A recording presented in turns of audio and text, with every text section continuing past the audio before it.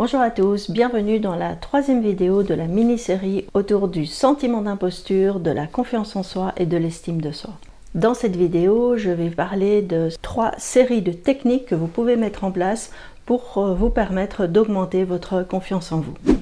Alors, pour ceux qui ne me connaissent pas, mon nom est Sylvie Timmers, je suis coach professionnel MCC, je suis aussi formatrice de PNL et formatrice de spécialisation en coaching et enfin, je suis superviseuse de coach. Commençons tout de suite par vous rappeler la différence et les liens qu'il y a entre l'estime de soi et la confiance en soi. Donc, s'il est vrai que la confiance en soi et l'estime de soi sont deux choses différentes, elles se situent à deux niveaux logiques différents, eh bien, avoir une bonne estime de soi va aider en fait à développer plus facilement une bonne confiance en soi dans certains contextes. En ça que, en fait, quand on estime qu'on a de la valeur, eh bien, on arrête de s'identifier en fait à ce qu'on fait. Donc, on peut, par exemple, complètement foirer un projet et ne pas considérer qu'on est nul pour autant. C'est ce qu'on appelle une confusion névrologique, c'est d'arrêter de s'identifier à ce qu'on fait, mais se donner une valeur intrinsèque en disant, eh bien, je suis quelqu'un de valable, même si je ne suis pas parfaite, même si je ne suis pas capable de faire ça. Et donc ça va vous permettre de surmonter votre peur de l'échec et d'aller dans un processus progressif d'apprentissage. Alors, si la confiance en soi concerne tout ce que vous pensez pouvoir accomplir dans un contexte donné, elle n'est pas pour autant complètement mentale. La confiance en soi se place aussi à un niveau corporel, à un niveau émotionnel, et c'est important de comprendre ça pour voir quels sont les 3 axes, les 3 séries de techniques qu'on peut mettre en place pour l'améliorer. Donc la toute première série en fait de choses qu'on peut faire pour développer sa confiance en soi, c'est de développer ses compétences et c'est de passer à l'action. Donc c'est extrêmement important de passer à l'action parce que si on développe que le mental et qu'on reste sur le banc, eh bien on n'apprendra jamais à nager. Donc se plonger dans la piscine, passer à l'action et pour cela, il y a énormément de techniques qu'on peut faire. Il y a évidemment en PNL énormément d'approches comme par exemple la modélisation, trouver quelqu'un qui soit un rôle modeleur que vous allez pouvoir imiter, à qui vous pourriez poser éventuellement des questions et vous allez agir comme si vous étiez cette personne-là en améliorant tout le temps, en voyant évidemment les progrès, en se fixant des objectifs petits au début, hein, en vraiment constatant les progrès qu'on fait et en augmentant en fait la difficulté de manière progressive. Eh bien, ce passage à l'action va vous permettre de développer cette confiance en soi. La deuxième grande série, je dirais, de techniques et d'outils concerne évidemment le travail mental, le travail sur les croyances. Et là-dedans, notamment, une des choses, c'est de travailler sur son dialogue interne, c'est-à-dire tout ce qu'on se dit dans la tête. Par exemple, je me souviens d'une cliente que j'ai eue il y a quelques années, elle disait manquer totalement de confiance en elle et en analysant en fait ce qu'elle se disait dans sa tête, c'était tout le temps des messages en disant ah, je suis nulle, j'y arriverai pas, j'ai encore foiré, je suis vraiment complètement incapable.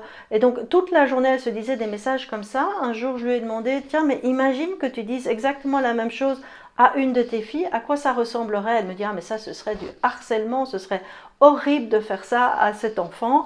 Et je dis oui mais c'est ce que tu te fais toute la journée.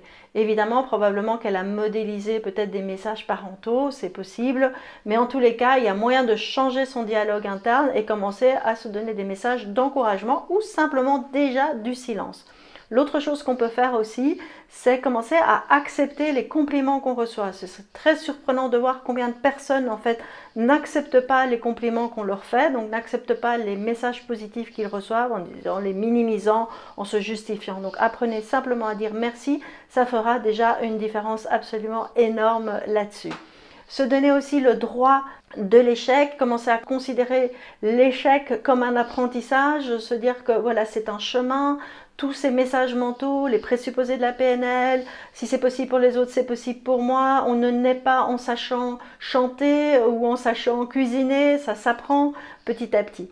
Donc ça, c'est vraiment tout ce qui concerne le travail, je dirais, mental de nos croyances. Le troisième axe, et c'est un axe vraiment important et peu exploité, c'est l'axe, je dirais, physique, corporel, émotionnel.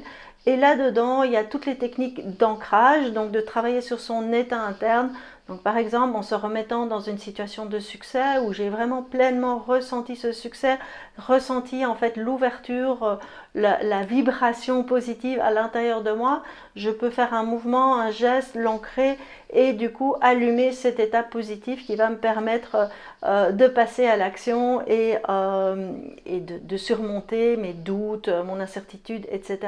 Donc par exemple, il y a aussi tout ce qui est travailler son état interne. Moi j'utilise beaucoup l'état coach qui a été développé par Robert Dills, j'ai une vidéo là-dessus aussi, et donc très régulièrement je me recentre, je prends mon état coach, je l'ancre. Personnellement mon geste c'est celui-là, et donc par exemple quand je fais ces vidéos, et bien quand je commence à perdre le fil ou quoi, je me recentre, je me calme et je reprends. Donc arriver en fait à moduler et à gérer son état interne est absolument essentiel. Enfin, la dernière chose qu'on peut faire, c'est de faire de la visualisation positive. En tant qu'humain, on est formaté à anticiper les dangers et les échecs. Il s'agit évidemment de quelque chose qui vient de notre instinct de survie, mais en attendant, on anticipe énormément l'échec en disant « et si ça foire, et si je ne réussis pas et tout, qu'est-ce que je vais faire ?» en créant un plan B, un plan C, etc.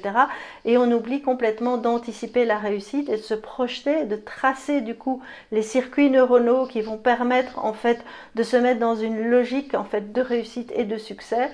Et ça, c'est essentiel. D'ailleurs, tous les sportifs font ça, ils font de la visualisation positive, les gens qui font des discours aussi, c'est la même chose. Donc, apprendre à visualiser la réussite est tout à fait essentiel, même si c'est en fait pas naturel et qu'on n'apprend pas beaucoup à faire ça.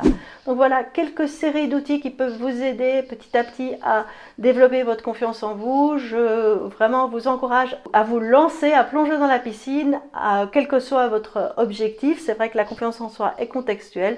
Commencez par un contexte. Moi, j'ai souvent des gens qui me disent « Ah, mais toi, Sylvie, tu sais faire de la couture, ou tu sais faire des vidéos et tout. » Mais je ne suis pas née comme ça, j'ai appris, j'ai foiré plein de trucs avant d'avoir le premier petit succès, puis le deuxième, etc. Évidemment, quand on voit les réseaux sociaux et Instagram, on voit que les succès et on ne parle pas beaucoup de tous les foirages qu'il y a derrière. Et du coup, ça donne évidemment ce sentiment de vouloir se comparer aux autres qui ont l'air parfaits, alors que derrière, ils sont comme vous et moi, totalement imparfaits, et ils ont leur dose de réussite et leur dose de foirage.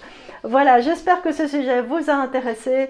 Je vous retrouve dans un mois pour une vidéo sur l'estime de soi. Ça, c'est un sujet que j'adore, évidemment, parce qu'il s'agit vraiment de travailler au niveau identitaire. N'oubliez pas de vous abonner, et si la PNL vous intéresse, en vous inscrivant à ma newsletter, vous aurez droit à participer à un atelier de découverte gratuit. Tous les liens se trouvent en description de cette vidéo. Au revoir, ciao ciao, à tout bientôt.